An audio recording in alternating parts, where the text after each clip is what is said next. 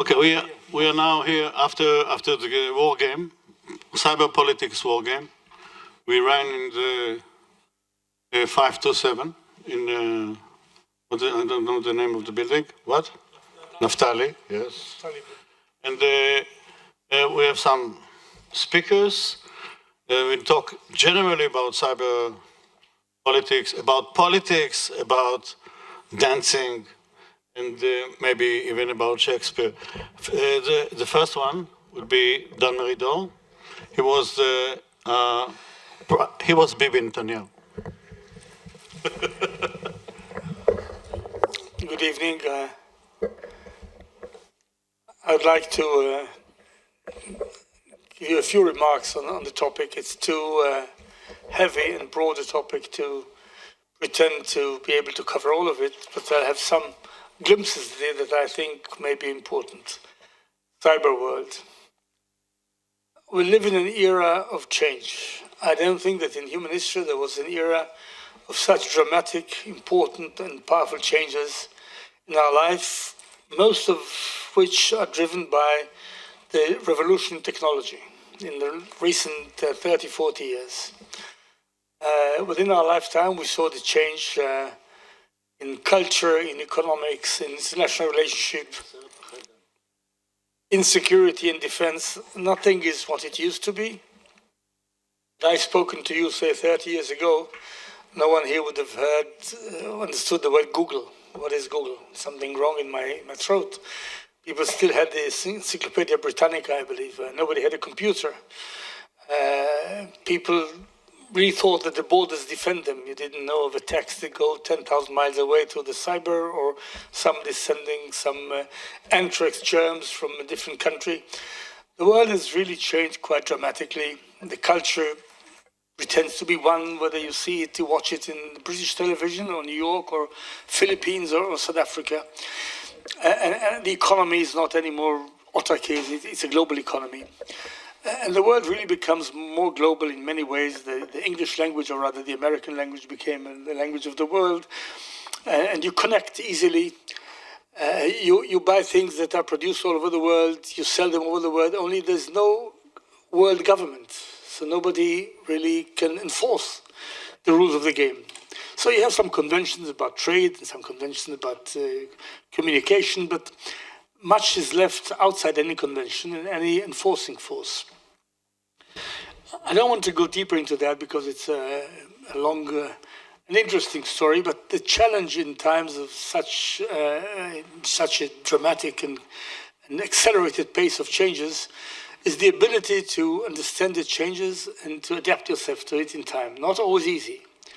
But if you don't, you do what they say about the generals. They fight best the wars that they won 10 years ago. And if the war of tomorrow is like the war that they won, it's okay. But if it's an entirely different war, they will end up in a very bad shape. And let me go into the world of war. For centuries, or rather millennia, we have known wars since biblical times of kings fighting kings. In the end of the war, you conquer the other guy's land, or you kill the king, if you like. And you have, if you are forceful enough, a total surrender of the other side, you win. A victory is very clear. Think of May 8th, 1945, maybe the last war that was won this way. Germany completely surrendered unconditionally, and it was clear who won the war. I want to submit to you that this paradigm of war, in most scenarios, has exhausted itself. Think of the last two wars that America initiated in Iraq and Afghanistan. The whole world was stunned by the American technology, great American technology, really the best ever, and huge power and huge investment in defense. And we all were impressed with what you remember was the term shock and awe.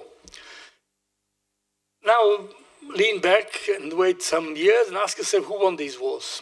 $3 trillion or more have been spent on two wars. Did America win the war in Iraq or in Afghanistan? So I'm not surprised that there's no appetite for boots on the ground, not because America is not fighting. America is a fighting nation. Unlike Israel, we fight only for ourselves in our country. America has tradition of fighting all over the world, in Europe, in Korea, in Vietnam. And they're ready, and it's honorable to even to die for a president somewhere, but it doesn't yield the results. And it's very costly, and you can't really continue to have the fifth fleet, sixth fleet all over the world with hundreds of billions, and you don't have results. Israel, by the way, had wars with Gaza, with Hamas and Hezbollah. Think of the three clashes with Hamas we had in recent years. If you start with Janes, what is the power of Israel? And of course, we spend, I think, 100 times more on defense. We are much stronger in terms of everything. Was it a knockout? It was not a knockout. It was deterrence, yeah, but it was not a 0-1 game, or with Hezbollah. There's something that shows people that the asymmetric war is replacing the old war that had tanks. I'm proud enough to have, I'm that archaic. I fought the 6 Days War 50 years ago in a tank, in a British tank Centurion, ending up in the Suez Canal after 6 days. I don't see these wars as a probable scenario in the Middle East. I don't want to go further into it, but the old wars may not be the scenario that threatens all of us. In the old times, you had an enemy, 2 enemies, 3 enemies. You knew where to look, what to look at, how to deter, how to have early warning. Think of the United States and the Soviet Union. Since 1945, the 2 main superpowers, Russia, the Soviets have spent hundreds of billions of rubles or dollars in building a huge army, couldn't kill 1 American soldier and collapsed. They had no money for it. In steps a guy called Bin Laden, might have spent $2 or $3 million causing America damage nobody ever caused in the past. When you look at the intelligence committee that researched whether they knew, of course there were news about Al-Qaeda and about 500 other organizations that can cause a lot of damage. Asymmetric war. Totally different equation.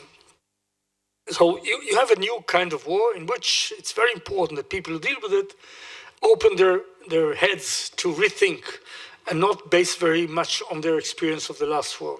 I used to be a tank commander. I know how to move a tank company. It's not that if I have some quicker tanks or more armored tanks, it will do the job. No, the answer may be with my grandchild on her iPhone, fingers on the iPhone. It's a new world altogether.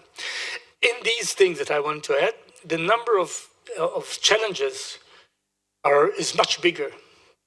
You don't know what groups does too. It's not neighbors.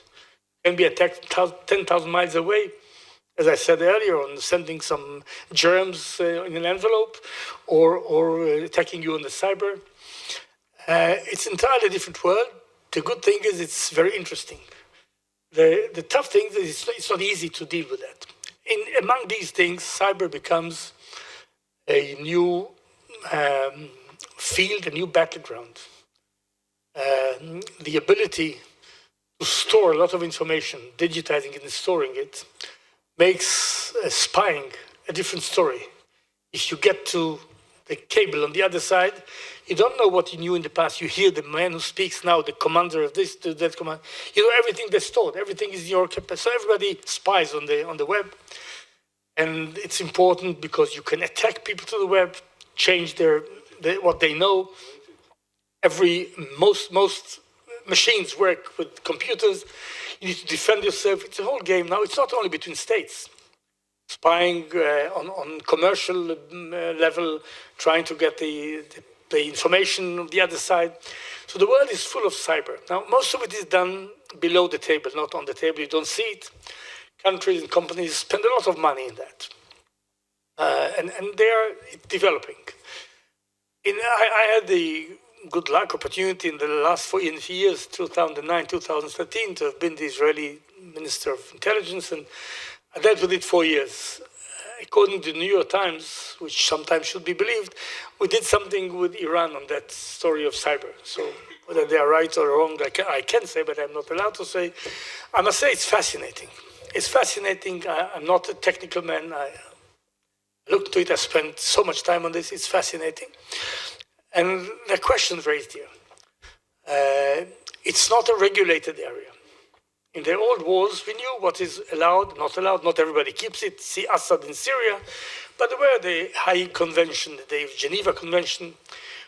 I can tell you of all sorts of plans that were proposed, and we had to decide whether to do it or not. Do we cross the line? What is the line? Nobody is dead on the other side, but everything is paralyzed. Is that legitimate or not? How do you defend yourself against attacks? All your strategic infrastructure. What is legitimate to attack? Who does it? Is it deniable? Do you have to say, I did it, or some proxies do it somewhere, nobody knows who did it? It's a huge field that is entirely uncharted territory and is now being developed. Now, I think that the world is going there. Even the most armies, I think, will invest more in that field in lieu of or the expense of the old traditional, very, very costly army that they had. They wouldn't do it 0-1, no tanks, no planes, no. But if you the additional $1 billion or whatever will be given to that because the potential is huge, and the dangers are immense as the potential is. So this is the world of cyber is of great importance. Now today we had an exercise, a possible cyber war, and we learned our lessons from this. All sorts of countries. What do you do with that? Questions of how do you prove who did it? How do you know who did it? And if you know, how do you respond?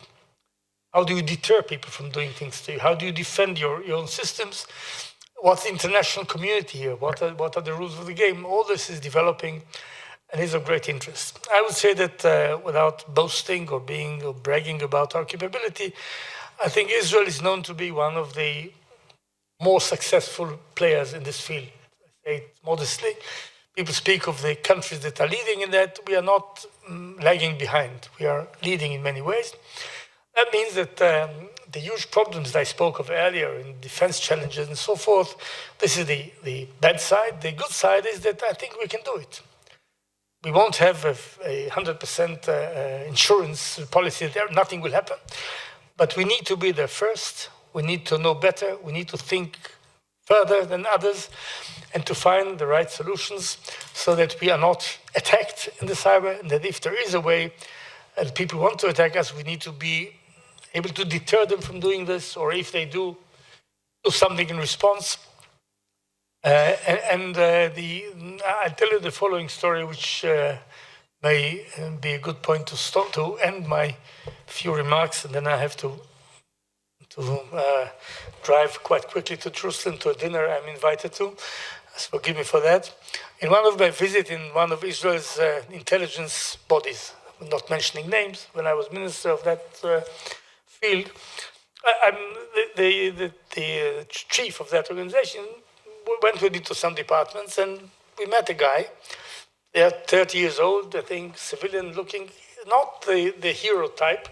I'm not sure he would pass the exams of being a paratrooper or something that we used to admire as the fighter. And I spoke with the guy, and we had from Jerusalem, by the way, my city. And then we left the department. And then the chief of this organization told me, you know who this guy is? I said, you told me his name? No, he's the most important soldier of the IDF. I mean, soldier. You don't know if you can use a gun. No, but what he does, and I knew what he does, is more important than what all the other people do. Even the image of the fighter, the pilot, the strong guy, is changing because the damage that is done and the defense against damage takes and needs other qualities, other traits. So even this is changing. To end up, if you have time to deal with it and you have the readiness to rethink everything you know, it will, I promise you, it's going to be a very interesting life you're going to lead from now on. Thank you for that, and I have to go home, unfortunately.